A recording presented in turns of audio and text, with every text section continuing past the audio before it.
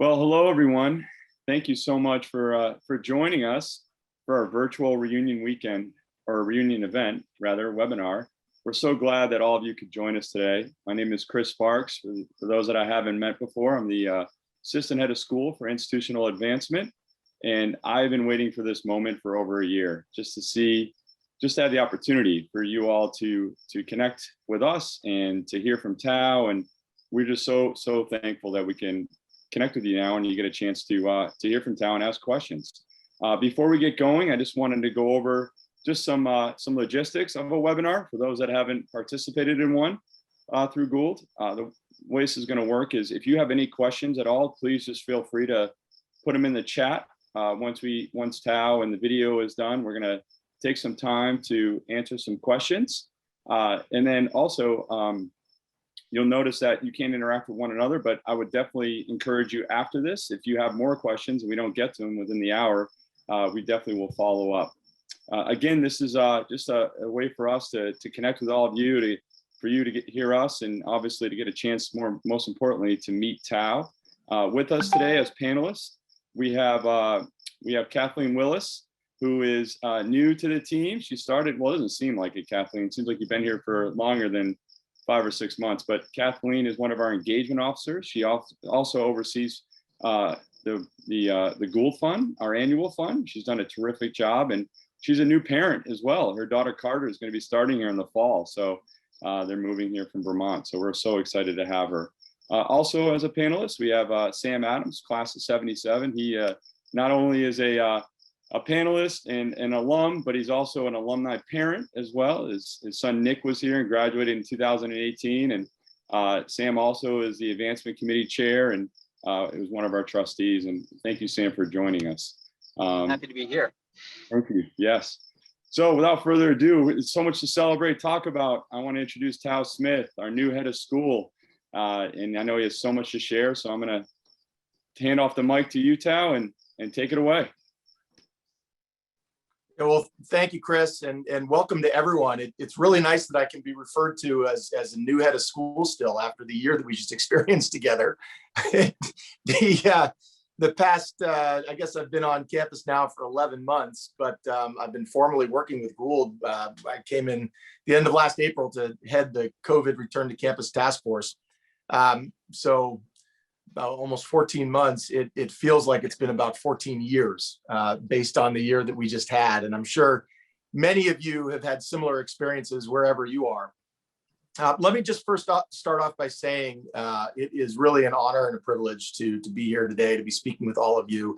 And I also want to acknowledge, as great as this Zoom format is that allows us to all be together virtually in one place, it pales in comparison to actually being here in person on campus. And, it really saddens my heart that I haven't been able to reconnect with all of you in person this last year, either at an event or a gathering or person to person. And even right now too, I've gotten accustomed to addressing an audience over a phone or a computer, but it's just not nearly as rewarding as actually being able to see people, to interact with them, to gauge their reactions. And so this is second best by a long shot, and not our ideal. We can't wait until we can see you back here on campus. And we can't wait until we can embrace you, with open arms, either masked or unmasked.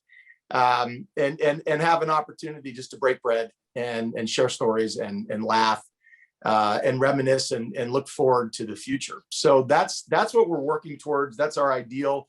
I won't rest easy until that day comes. And I think, our school, along with many other schools, are all following a similar script right now. It's really critically important we get a chance to speak with our alumni, to let them know what's happening. And to keep those connections strong, but we all really look forward to the day that we can actually be in person and be back together. Just a little bit about me and my story. For those of you who haven't heard this before, I'm a 3-time Gouldie. I first arrived here on campus in the summer of 1987 as a wide-eyed sophomore. Bill Clough was the headmaster back then, and it was through Bill that I actually found out about Gould. I wasn't really fitting in at the school that I was at back in Vermont. And my parents recognized at the end of my freshman year that I needed something different. So they started casting around for a boarding school. Never been in our family purview, but it seemed like the right logical decision. And a fellow lived down the road from my parents in North Pomfret, Vermont, named Rip Richards. And Rip had been the director of maintenance at Holderness School for many, many years. And he'd retired and he'd moved back to Vermont, was living about a mile down the road, had a small farm. And somehow they knew my parents, the Richards did. And Rip said to my mother, you should look at this little school up in Maine. It's being run by a good friend of mine, and he's a good guy, and it's worth looking into. So we had looked at a few other boarding schools, liked them all. I gained admittance to the ones that I'd looked at, but we drove up here to Bethel, and from the moment that we set foot on campus, I knew that this was my place. It was summertime. There weren't a lot of students. There were no students. There weren't a lot of faculty members. We met a couple of adults. We got our tour, and there's just something grounding and special about Bethel and about the Gould campus. And my mother and I left, and we weren't even out of sight of the field house roof. And I just turned to her and I said, that's my place. So I showed up that fall and spent 3 wonderful years here, went off to the University of Vermont, where I majored in comparative religion and US history. I was a varsity athlete. I competed for the UVM ski team. We were NCAA Division I champions twice. We came in second twice. And that sort of launched my future. I got a call my senior year from the head of the newly formed ski program, Tim LaValle, and he said, we're looking for some coaches to add to this on snow program we're building, and we think you'd be a great fit. Are you interested? So I came over and interviewed and ended up getting the job. But it was really important to me that I do more than just coach, and so I asked if I could also teach classes. And I really came into Gould as a multi-tool faculty member. I ran a small dorm. I had advisees. I coached 3 or 4 seasons of sports, and primary sport being alpine skiing, but I did outing club, tennis, soccer, lacrosse, mountain biking, and taught in the English and history departments for the 6 years that I was here. And it was through those experiences that I think really set me up well for what I'm doing now. Being able to experience a boarding school like Gould from all aspects of what we do, the impact that we have on children's lives, the deep reach we have into developing adolescents, but also the lasting impact that has on young adults and adults way into the future. It made me realize that I wanted to do more to stay in education. I wanted to do more. I wanted to be involved in helping shape schools and grow schools and having a leadership role. So I left Gould in July of 2021, the same year that Bill Clough retired. And I became a head at a small private school in Vermont called Killington Mountain School. I was there for 19 years. Over the last 6 or 7 years of my career, I turned down a lot of opportunities to look at head jobs at other schools. And I felt that they were all either parallel moves or that I still had projects that I wanted to complete. I was still working on some big things at KMS, and I wanted to get that done. When the Gould position opened up, I saw it as a real chance and an opportunity. And I applied. I sort of threw myself wholeheartedly into it, really thinking that this was, again, my place and the right place for me to be. I feel really fortunate and humbled that the board of trustees and the search committee felt the same way. But as I told them through my interview, I'm not here because I have this ambition to be a head of school. I've been a head of school for 19 years. And I'm not here because, I want to move to a bigger boarding school and run a larger school. I'm here because, and I'm back here because I love this place. I love Gould Academy. It is a special school. It's a special place. It's a special corner of the world. And I want to help make a difference. I hope that I'll be able to finish my career here. And, I'm not, and I say that meaning that I really want to do as much good as I can in the time that I have here at Gould. And I'm also, like I said, I've already had one headmaster career for 19 years. I really see myself adding to and contributing to the community, not only here at Gould Academy, but in Bethel as well. And I think that's a really important point to note. We are starting to plan for the future, thinking about how Gould evolves, how it becomes a 21st century educational institution, how we help continue to shape and build and grow young adolescents into thriving young adults and productive citizens and members of society, contributors. But we're also really starting to have deep conversations about Gould's ties to this Western Maine community, to Bethel, but really to the surrounding area, and our ethical responsibility to be a good steward and to be a good neighbor of this community. I think as organizations and institutions go forward, they need to have a higher purpose. And as a school, our higher purpose is educating kids. But what value do we add back to our neighbors? How do we contribute to Western Maine from a holistic standpoint? And we're really starting to talk about this concept of sustainable citizenship. What does that mean here on campus?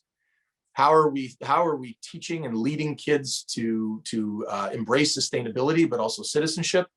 And similarly, what role does the school play in becoming a thriving neighbor and steward and shareholder, and really live that same value of sustainable citizenship? So I'm excited about that. I think that has a lot of implications for programmatic growth in terms of what we invest in here at the school. It has a lot of implications for facilities growth and expansion if we're thinking about that citizenship standpoint. And it really holds the potential to catapult Gould back into a place where it's seen as a real thriving and contributing valued shareholder here in Bethel and Western Maine. And to me, that's really important, because I do see the value in Gould. I know how much this place means to so many alumni and to so many people here locally, but I think we can do more, and I think we can do better. So that's just sort of a brief introduction. One of the challenges of this Zoom format is it's difficult for me to look at the audience and see people raise hands and ask questions. There is a function here, I think Chris mentioned it. If you have any questions along the way, write them into the chat. There's also a little button you can click on that's a hand that raises, and you can raise your hand, and I'm happy to answer any questions. Before we start talking about what Gould's investing in and where we're heading, I just want to give you some data. I'm sort of a numbers person, and I believe that the numbers often tell the story. So I want to go over two areas that I think that you'll find meaningful and important. One is COVID, just how the school handled and dealt with COVID this last year, and then another one, Gould by the numbers, just looking at enrollment and budget and fundraising and participation and goals and benchmarks going forward. So the first is COVID, and I know that many of you were impacted directly by this. Some of you had very isolated and challenging years. Others may have lost loved ones or had loved ones get sick. But I think it's significant to point out that Gould weathered this COVID storm better than almost any boarding school or almost any school in the country anywhere. I would dare to say that Gould students had as good an education as any other population of kids anywhere in the United States and maybe the world this past year. And it didn't happen by accident. Beginning of May 2020, we formed the Return to Campus Task Force Committee, and we had some subcommittees. We had upwards of 30 people engaged in that process, working all summer long to prepare for really the unknown. We didn't have a lot of guidance. We didn't have a lot of support from governmental agencies. We were sort of feeling it out as we went, gathering as much information as we could, consulting with medical experts and trying to figure out what this year would be. And by all accounts, we really nailed it. Gould, over the course of this year, and here are the numbers, Gould administered over 4,300 COVID tests here on campus. That doesn't count the ones that the kids took and faculty members took off campus. We spent in excess of $500,000 directly related to COVID initiatives and COVID expenses, including testing. Of all of the 190, 200 students that were actually physically on campus this year, plus another 100 employees, we only had 2 faculty and 15 student cases throughout the entirety of the year. Only one of those cases actually occurred on campus. It was a student returning from the December break. It was identified and caught the moment that they arrived, and they were isolated and removed from campus immediately.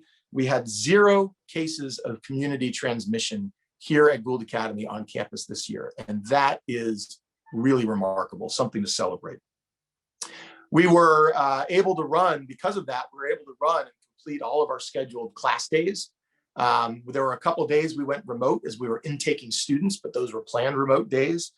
And we ran a successful junior 4-point. We sent our kids out in the woods. It's been tradition for over 40 years. And we had, or for almost 40 years. And we had successful on-campus point experiences for freshmen, sophomores, and seniors. And I think that, you know, anecdotally, I was on conference calls all year, every week with heads of schools from other schools in Maine and Northern New England, listening to the stories of what they're experiencing. And a lot of those schools had success too, but every single one of them hit really rough points throughout the year.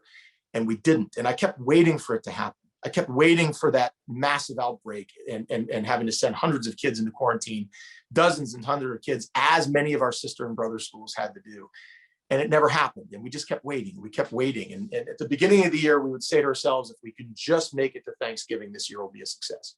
And then we made it to Thanksgiving. And we said, okay, well, if we can just bring everyone back safely from January and all these vacations and, you know, unknown contacts that we can't control, we can bring everyone back and get everyone quarantined and then start classes in person. That'll be a success. And then it was, well, if we can just make it to junior point and the 4-point program, the beginning of March, that'll make it this a successful year. And then whatever happens in the spring happens. And then all of a sudden we hit a point partway through the spring trimester. We didn't take a March break. We were here from January 1st right until May 22nd. We got partway through the spring trimester. We just started going, oh my Lord, I think we might make this. I think it might actually happen. And then we got to the final week of school. We got to say goodbye to our underclass students. We really celebrated our Gould class of 2021 and had a wonderful graduation ceremony, which you can watch online. And we were finally able to breathe a huge sigh of relief. And this is something, this accomplishment, what we were able to do this year here at Gould is unique. And I think it's significant enough to point out. It's something that Gouldies everywhere across all generations can be really, really, really proud of. So the last bit of information I'll pass along before I start losing my audience interest and you all start tuning me out is I want to just go over the numbers just a little bit. Gould has seen a number of years of declining enrollment and some really challenging budget shortfalls, including some anemic fundraising, both in terms of participation and total dollars. And I'm really proud of some of these stats that I'm about to read to you. This year, we set an enrollment goal of 218 students. It would have been the largest enrollment at Gould in the past 4 or 5 years. We ended up rolling a final count of 222 students, so we exceeded our enrollment goal. This did not include our winter term program, which was one of the largest we've had in recent years. We did this losing 50% of our international students. International student enrollment had grown to about 80 kids, and we were down right around 40. And of those 40, about half were remote learners. They stayed enrolled at Gould, but remained at home and studied remotely throughout the year. So losing 40 of our tuition students from overseas, we still exceeded our enrollment goal of 218, hitting 222 students. The loss in the international student body meant that we were down about $1.2 million in tuition revenue. That's a huge gap. But Chris Sparks and the advancement team did an amazing job of bringing new students in. We filled those beds and exceeded it with domestic students. We gave away slightly more in financial assistance. We're in the process of trying to roll that back to sustainable numbers. But we carefully watched our spending, reducing expenses by over $800,000. And that includes spending the $500,000. We spent an additional $500,000 in COVID-related expenses, and we still cut and held on to $800,000 that had been previously budgeted. So therefore, we are projecting this year, right now, at the end of June, the end of our fiscal year, a break-even school year. Right now, our CFO says it might be $10,000 or $20,000 in the black, but anything even close to that would be remarkable. We started the year hoping that we would be maybe $300,000-$400,000 down in the red. And to be able to get to the point where we project break even is just huge. One of the ways that we did this is that we increased our annual fund. Our goal this year was $425,000. And by way of comparison, over the last several years, Gould struggled just to reach $300,000 in annual giving. Well, we blew through that goal of 425, I think, by January 1st. So we set a new target goal of $650,000. I believe, Chris, you can nod your head. I'm looking at you. I believe we just exceeded 600,000, and we're trying to raise an additional 50,000 between now and the end of June. That is remarkable. This would be the largest annual fund that Gould has ever ran. And so your support, our alumni support, our friends, our parents, all chipping in and contributing is what helped eliminate that gap this year, which might actually allow us to break even. In doing so, we increased participation levels across the board, exceeding NAIS industry standards. Our alumni participation in our annual fund, hold on to your hats, folks. Alumni participation in our annual fund was 7% a year ago. This year is 36%, which is more than double what NAIS industry averages are. They average around 15-16%. 36% alumni participation. But I don't want us to rest on that. I think that we can continue to grow that and continue to engage alumni. So we've set an ambitious goal again next year for our annual fund. We're gonna keep that high water mark that we hit this year and try to see if we can replicate that and continue to grow that over the next few years. In our enrollment goal for next year, we've decided to keep that steady at 218. The story here is that while most independent boarding schools in New England did not hit their enrollment goals this past year, and they were making massive cuts in the summer and in the fall, Gould Academy exceeded theirs. We were one of just a couple of schools that actually met or exceeded our enrollment goals this past year. But we feel it's appropriate with the drop in international students to keep that 218 student goal this year. Over the next 3 years, we're going to grow that to 228 and then 238. And that's about the point that we want to get to. We don't anticipate that the international student market is going to come back. We think that going forward, our percentage of international students is going to remain right around that 20%, which is where it is right now, or roughly 40 students. So just trying to keep those numbers will be critical for us as we go forward, but we won't see the growth return in international anytime soon. So we're not banking or budgeting on that. Whew. So are you still with me? I know that was a lot to digest, but let me just pause right there. And I have more notes that I can go through, but what sort of questions do we have brewing up on that chat, Chris? Yeah, so Tal, there's one from Kim Siebert. Thanks, Kim. So just one around sharing, how do we plan on improving the relationship with the town of Bethel or Western Maine? Do we have any examples of that? And the follow-up to that from Kim is, what does Gould need most right now? And then we can take a few of those, Tal, if you want, and I'm happy to show the video as folks think about more questions to ask. Sure. So why don't I answer those two really quickly, and then we can show the video while people are thinking about questions. And then I just have some classes that I want to make special note of, and to honor and celebrate them. I'll do that towards the end.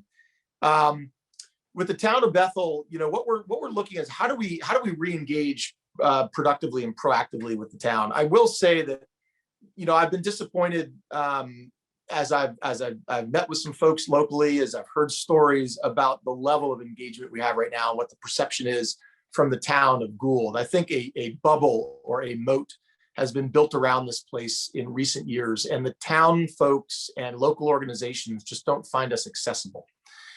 When you stop being part of the mix, people are free to tell their own stories about why. When Gould withdraws or pulls back or recedes a little bit from the local community, people ask questions, but then they also create their own narrative. They create their own stories as to why that is. Most of those are often untrue. But regardless, it's something that we have to deal with. And it's at the top of my priority list. I think one of the most effective ways for us to create better partnerships and closer working relationships with the town is for Gould to invest in programs and facilities that allow for collaboration. So I'll give you a few examples.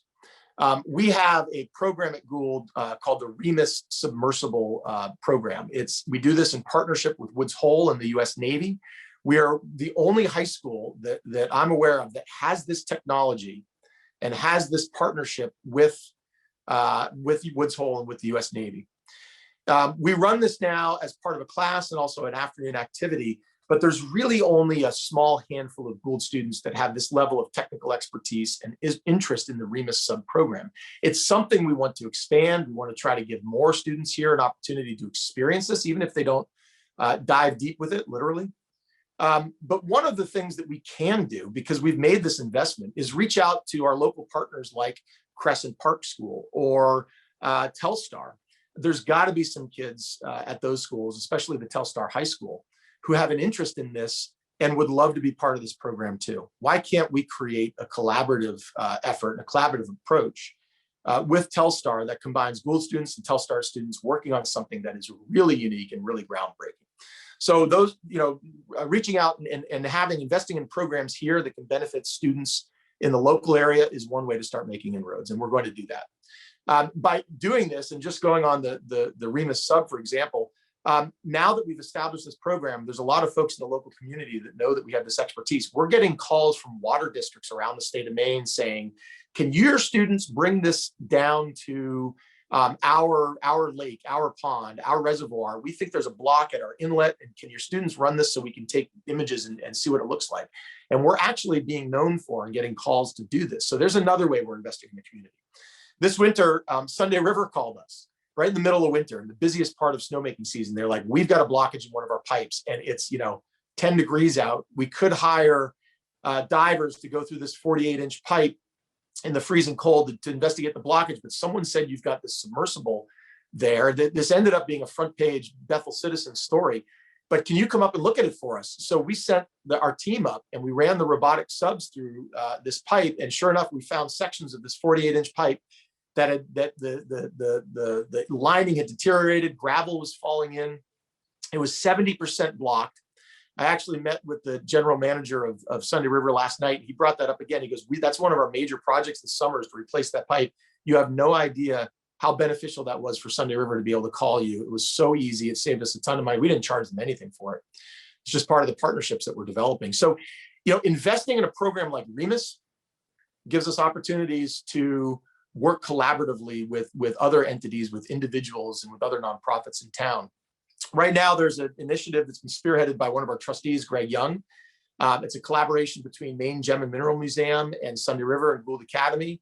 And it's got a camera on the sky astrology component to it that we're also hoping can be something, a program. We can develop a program that we can bring to Crescent Park, Telstar, and other parts of the community as well. So that's one place. Another place is, and here's another example, right across the street right now, there's a dance company here in Bethel that they got a bunch of young kids. There's little girls running around in tutus. It's the cutest thing ever. They're using Bingham Auditorium for their big performance.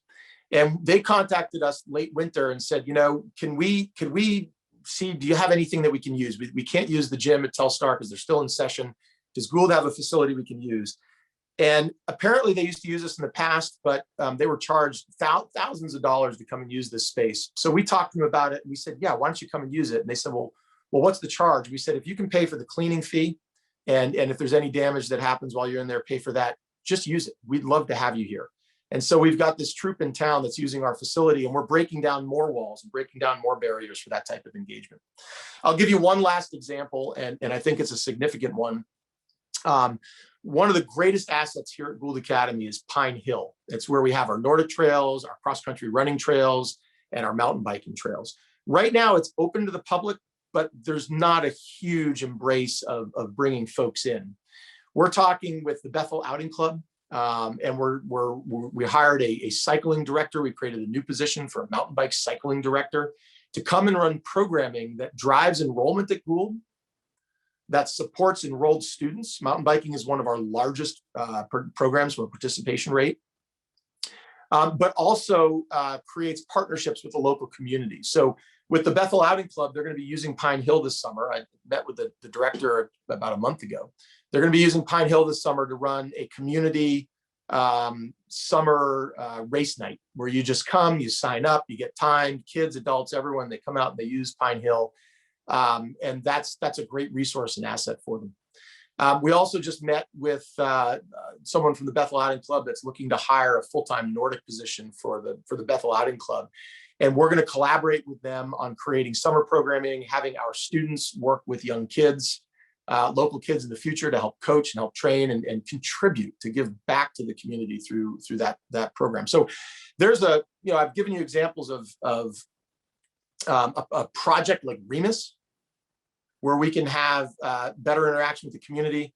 Examples of facilities, which is facility use. Like if it makes sense and we can do it, it's not going to cost us anything to let a group come in and use a facility. How can we have more ways that benefit and invest in facility expansion that allows for better interaction with the town?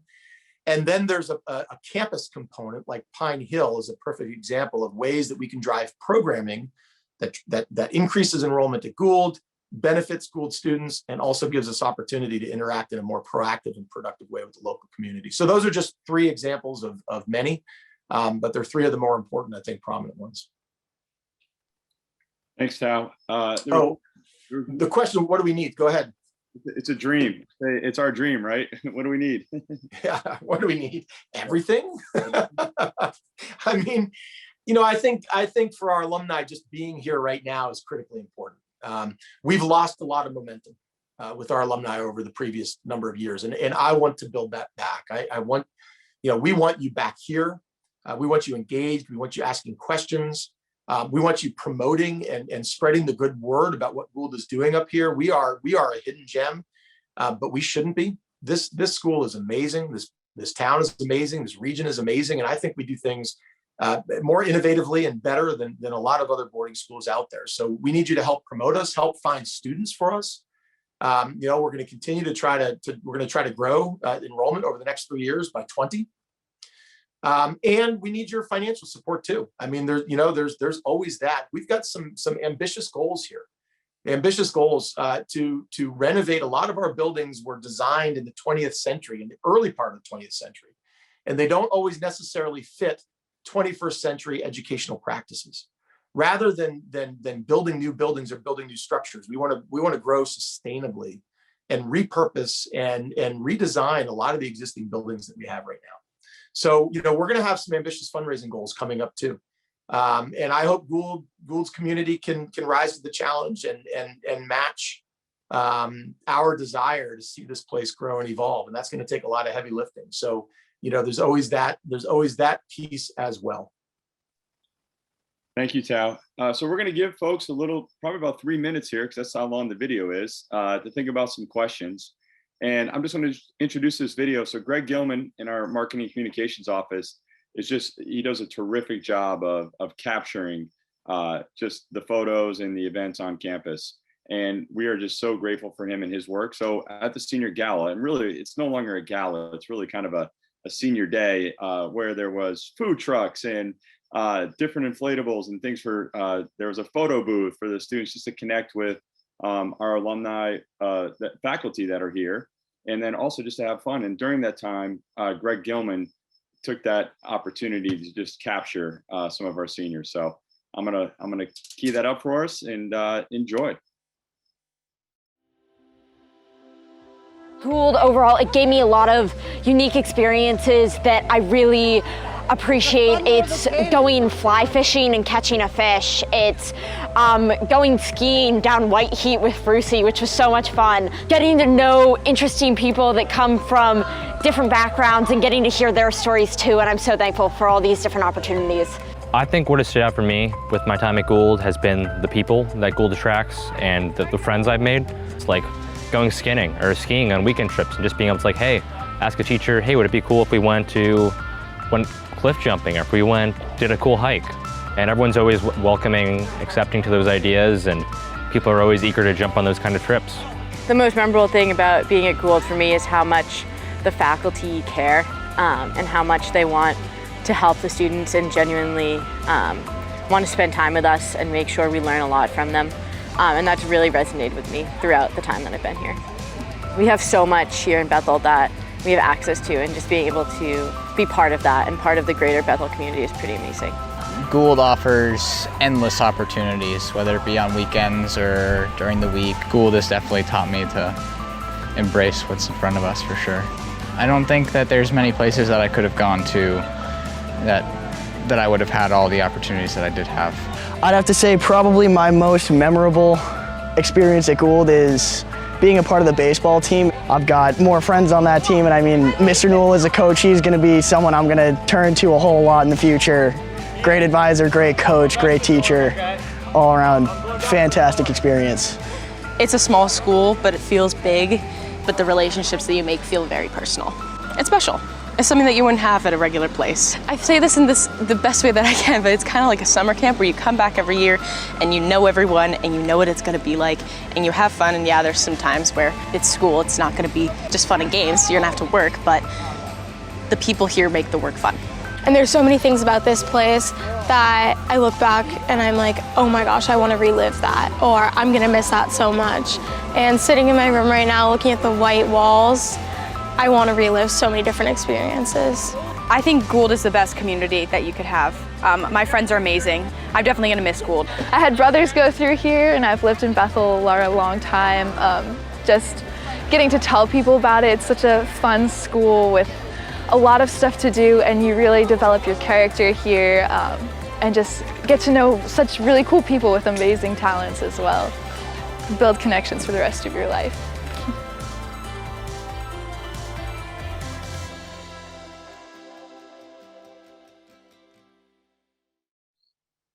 That always gives me the chills, Tao, when I get to watch that. So I'm hopefully folks feel the same way. So yeah, we have some more time. We'd love to answer any questions that you may have. Please fire away.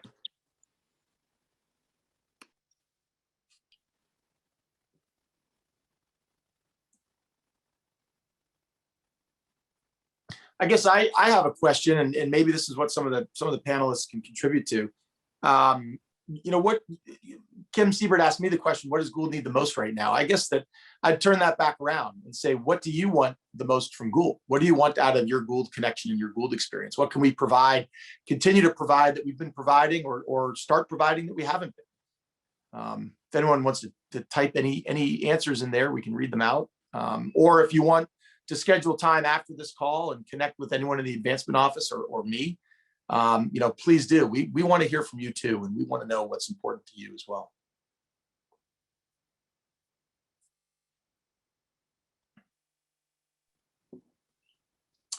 While we're waiting for folks to type stuff in, I would like to make special mention of some of our classes right now that are celebrating some big milestones. And I know we've kind of mashed up 2 years. There's a alumni reunion from 2020 and alumni reunion from 2021, but some major milestones. We've got the classes of 2010 and 2011 that are celebrating their 10-year Gould reunion. The classes of 1995 and 1996 that are celebrating their 25-year reunions. I have to make special mention of the class of 1990, which is my class. Hopefully some of my classmates are out there watching this, or will watch the recording later. It was our 30th last year. Where you're going to have to come back. We need to celebrate in person. So class of 1990, I can't wait to see you back here on campus in force. The classes of 1970 and 1971, it is their 50-year reunions. Congratulations, way to go. We love you guys. Can't wait to see you back here. And then, you know, I can't fail to mention Gould's self-dubbed greatest class, the class of 1961, which is celebrating their 60th reunion this year as well. They have given themselves that title because they have the greatest participation of any class out there. It's historically proven. They've also raised and generated the most money in gifts for Gould. But, you know, I've spoken with David Lombard and other members of the class. They'd be happy to pass that title on to any other classes that want to try to exceed the giving levels of the participation levels, so we can certainly create some challenges out there. But we really value and love and appreciate all of these classes, and are appreciative that you're here with us today supporting us. Thank you, Tao. Yeah, there's some questions coming in now. Evan Dagno, former advisee. Hi, Evan. So if you could just talk a little bit about the DEI and Gould Goes Green initiatives and what they contribute to Gould's future. Yeah, that's a great question. Some of the details that I've got written down to also mention and talk about. Two huge initiatives for us this past year was our DEI initiative and also our Gould Goes Green initiative. We talk a lot about community, about connection, about sustainability, and about citizenship and what ways that we want to contribute. And I think DEI and our environmental sustainability initiatives are both part of those broader themes. From a DEI standpoint, we launched into this last summer as I was coming on board, and the school and the country was reeling from the events of June 2020, trying to figure out how to respond. Gould took the initiative to name a DEI coordinator, an existing faculty member, Maggie Davis. And Maggie has just done an awesome job this year in leading Gould forward with becoming a more diverse, equitable, and inclusive place. About partway through the school year, though, we realized, Maggie and I were working with a committee, a DEI committee, trying to bring up issues of diversity, equity, inclusion, trying to raise people's awareness, to educate folks here on campus. And with every layer that we peeled back, saying, okay, well, we need to do this, we realized, well, before we do that, we've got to do this other thing here. And it got to the point where, Gould self-admittedly, which I think has always been classified as an embracive and welcoming community. I think that's what most of us love the best about this place. It's a place where you're seen and valued and heard for who you are as an individual. We realized that we have a lot of work to do in terms of diversity, building diversity, equity and belonging, and inclusion. So we sort of hit pause in December and said, what we really need to do most right now is evaluate where we are, where our weak spots are, and what we need to do going forward. So we turned the committee into a task force and looked at various aspects of enrollment, student body, of professional development, of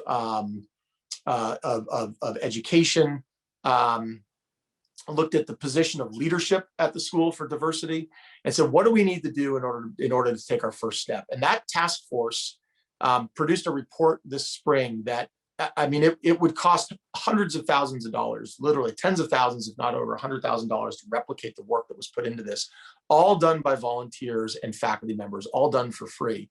And it gave us a roadmap, a guide on what we need to do. And the very first thing that we are going to do, the very first initiative we're going to take from this, is that we've committed to hiring an interim director of diversity, equity, and belonging. That job description has been finalized.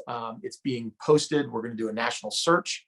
And we decided that it would be an interim position because we really want someone to come in with experience and training and education who can tell us exactly how this fits at Gould, not just to create a cookie cutter approach, check the box and say, yeah, we've done this, but to really think about how it impacts every aspect of the school and the school community, from folks here on campus to folks off campus. At the same time, we're launching some initiatives this summer to re-engage and reconnect with our alumni of color. Gould, when I was here in the 1980s, and even as a teacher in the mid-90s, was a more diverse place than it is today with domestic students. We've drifted from, I think, what was historically through the 70s and 80s and early 90s, a hallmark and wonderful part of the school. And our student body doesn't reflect the diversity right now that exists within the country. We need to change that. So we're going to be working hard to educate ourselves, to do professional development and training, to appoint someone that is looking at the school and everything we do with experience and skill and knowledge in the lens of diversity, equity, and belonging, and to really commit wholeheartedly to this. And I'll go back to what I said earlier. Gould's always been about community, about connection, about caring. We can be better, though. We can be better for all students that are currently here and for students that are in the future, and stay better connected to our alumni. And we're going to be. And that's a big commitment on the school's part. And it's a big commitment and a very personal commitment from me. The other question was Gould Goes Green. That goes back to our impact and being a sustainable citizen. Sustainable citizenship encompasses all aspects of sustainability, from socioeconomic impacts to environmental sustainability impacts, and to impacts of diversity and programming. And so we're looking at the school as a whole in its totality to figure out what ways we can reduce our impact and have a more positive, play a more positive role in the environment and here in the local community. A huge initiative that's worth mentioning is that Gould just signed a deal with an alum who owns a solar company here in Maine. We are going to start getting 80% plus of our electrical energy usage starting this year from renewable sources. So we're going to go from being fully dependent on the power grid, fully dependent on carbon sources of energy, to being 80% or more energy green and independent. And I think that's a huge initiative, a huge step forward for the school. We've been hung up for a few years trying to decide if we should build a solar array of our own, or if we should do something different. And this opportunity opened up to go with a company that produces energy all around New England. Our energy, our solar array will be come from Maine. It won't be a designated site, but 100% of our renewable energy will come from the state of Maine. We'll be supporting a Maine business. We will be working in collaboration with an alum, and we will be seriously making huge strides in reducing our carbon impact, our carbon footprint on the planet and on Bethel. And that's just a first step. What we've talked about with the students really came forward this year with the Gould Goes Green initiative, and they said, we feel like we're doing this alone. Where's the school in all of this? And we've committed to working collaboratively with the Board of Trustees, with the school, faculty and administration, and with the students to really come up with a good plan geared towards sustainability and reducing our environmental impact, and coming up with a solid 10-year plan to improve our standing in this regard. Thank you, Tao. So another question: faculty are super important to the Gould experience. We couldn't agree more. What are we doing to help support them and grow their skills? What do they need to do? What do they need to do to keep Gould a great place that it is? Thanks, Courtney. Well, that's a great question. I can tell you some of the things that we did this past year, which were small first steps, but not insignificant. We totally rebuilt and redesigned our professional development program. There was not a lot of money in the budget for professional development. There still isn't, but we're going to be looking to slowly increase that. But there wasn't a very transparent or equitable process for people applying for professional development grants. And so we completely changed that. We started a committee that's independent. It's not just a group of administrators. It's made up of peers and administrators. We publicized the process for applying for professional development grants, and we opened it up to everybody at school, all employees, not just teachers. Another thing that we did too is in November, we announced an initiative for our employees, a wellness initiative. We said, look, this past year has been really tough. You've all worked really hard. We've made it to Thanksgiving, that first benchmark, hooray for us. And we're going to celebrate by giving everyone up to a $200 credit to go towards something that's going to allow them to get outside or do something for themselves that they otherwise wouldn't do. So we helped buy seasons passes at the resort. We helped buy fat bike tires for people's winter bikes. We bought snowshoes. We paid for people to get massages over the break when they could go and visit places of business. We helped people with some people wanted to do professional development with it. We just said, look, this is open-ended and this is for you. And I'd love to find a way to continue to do that over the next few years. I think it cost us around $10,000 to do that for all of the employees, but it was so appreciated. People haven't been felt valued or thanked like that in a long time. And the fact that it wasn't just giving someone a check, but it was to say, you do something for you that is significant and impactful, and you come back and tell us what that is, and we're going to support that. And they really took advantage of that and loved that initiative. Going forward, we have 4 overarching directional goals next year. And actually next week, we've set aside the entire week for all of our 12-month employees to come together and to build operational goals, objectives, and measurable results for next school year. It's a new process that we're doing, and it's designed to build alignment and to break silos of work here at school, to build some cross-functional teams. The number 2 goal that's on that list, in no particular order, but just the way it's written, is to invest in our people, to invest in the faculty experience, and to make a long-term commitment to improving the faculty experience. So there's a lot of initiatives, a lot of questions we're going to ask ourselves, a lot of analysis we're going to make in determining what needs to be done to improve the faculty experience. But I see that as a multi-year initiative. You're only as good as the people that you have. And if the people don't feel invested in or valued, then they're not going to be as good as they can be. I've seen schools that have the most incredible campuses, and brick and mortar can be empty if you don't fill it with great people. So I saw Kim Siebert just ask what the other goals are. Kim, very quickly, the first goal is to define our why, and that's really about rewriting our mission, vision, and values. We don't have a vision statement. We don't have a values that are clearly identified. We don't have a strategic plan, and our mission statement hasn't been reviewed in at least 10 years. So we're gonna do a very in-depth review of our mission. We're gonna end up with a vision statement, clearly articulated values, and a strategic framework going forward. That's going to be a year-long process. The second that I mentioned is to invest in our people. The third is to improve the student and family experience. And the fourth is to broaden our engagement and our support. And that includes you, our alumni, and also our local community. And also our, and to grow diversity too. That's a huge component of broadening engagement and support too. Great, thanks, Tao. So I just want to make sure, Evan, you saw that. So yeah, alumni parents are still a really big part of our fundraising efforts. So far, we're up to almost $60,000 this year from that cohort, from that group. So I just wanted to make sure that you saw that. And yeah, we are also looking forward to having your daughter here someday. So for sure. Absolutely. So I think we have time. If someone else has a burning question, one more question, we can answer. But Tao, I don't see one. So if you want to give it another minute, or if you have anything to say, just to wrap it up. I know it's beautiful here in New England today. It's warm.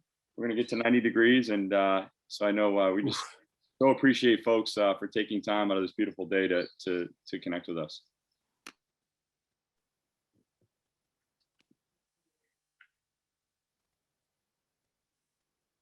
Evan, how old's your daughter now?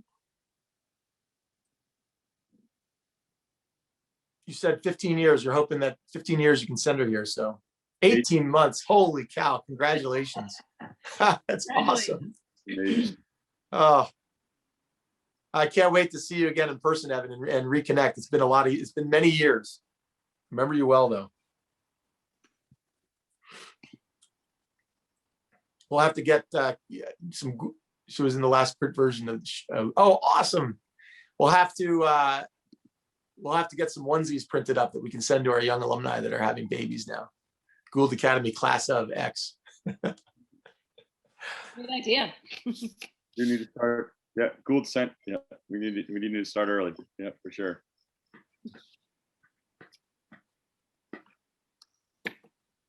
Well, I just want to say again how wonderful it is to be here, how incomplete it feels not being able to see you all in person, and how appreciative we are, all of us, how appreciative I am of our alumni and your support. The fact that you took out an hour out of your beautiful morning to come and sit and listen to yet another Zoom call is really remarkable. And I know that we're going to share this and distribute it widely. And I think a lot more people will view it. So you've given us an opportunity to have this platform, and we want to thank all of you. I did see that we've got some former headmasters on this call, at least one. It looked like Bill Clough is checking in from New London, New Hampshire. Hi, Bill. Saw Bill a few weeks ago here up in Bethel. We had a chance to sit out back and catch up. He and Key are doing great.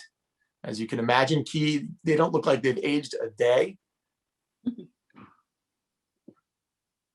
And we had a wonderful visit from Brian Walker. Brian Walker is an alum from the 1980s, and Brian was our commencement speaker this year. And Brian brought his wife and two young children up to campus, and we had just a wonderful time reconnecting. He gave the most amazing commencement speech I think I've ever heard.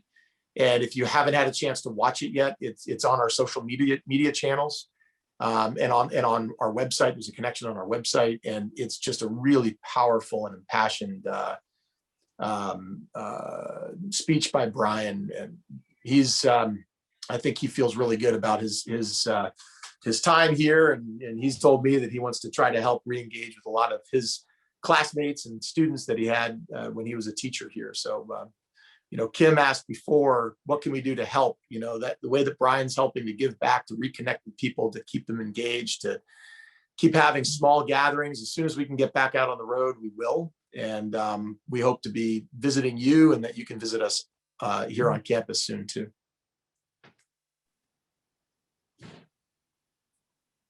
Great. So we hit 12 o'clock, Tao, right on a dot. That was perfect. Holy cow. Congratulations all. Thanks all for being here too. Ooh. Great. And from our office, again, we just want to mention to all of you that please reach out to myself or Kathleen. We'd love to hear from you, feedback, whatever, if you're not receiving information, please let us know. And we're here to serve you. This is your school. So we're just so thankful to be a part of it. And again, thank you for joining us. Yeah, we really appreciate it, folks. Hope you have a great, great, great summer. Thank you all.